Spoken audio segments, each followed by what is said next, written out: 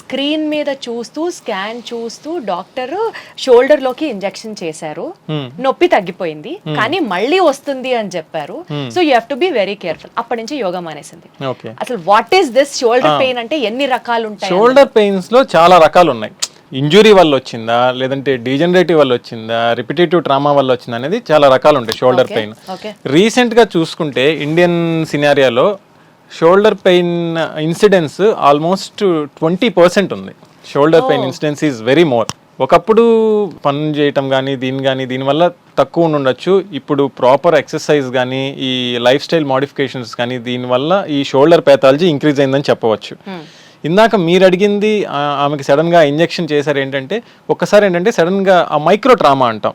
ఆ యోగా చేసినప్పుడు కానీ ఏదన్నా చేసినప్పుడు మైక్రో ట్రామా అవుతుంటుంది ఈ షోల్డర్లో. సుప్రాస్పెనేటస్, ఇన్ఫ్రాస్పెనేటస్ అని చిన్న చిన్న లెగ్మెంట్స్ ఉంటాయి అన్నమాట, టెండాన్స్. వాటికి మైక్రో టేర్స్ అయినప్పుడు sudden pain, onset of pain వస్తుంది.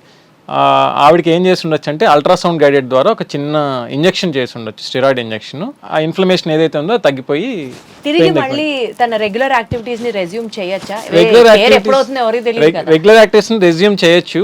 మళ్ళీ టేర్ అవ్వదా అంటే మనం అది చెప్పలేము.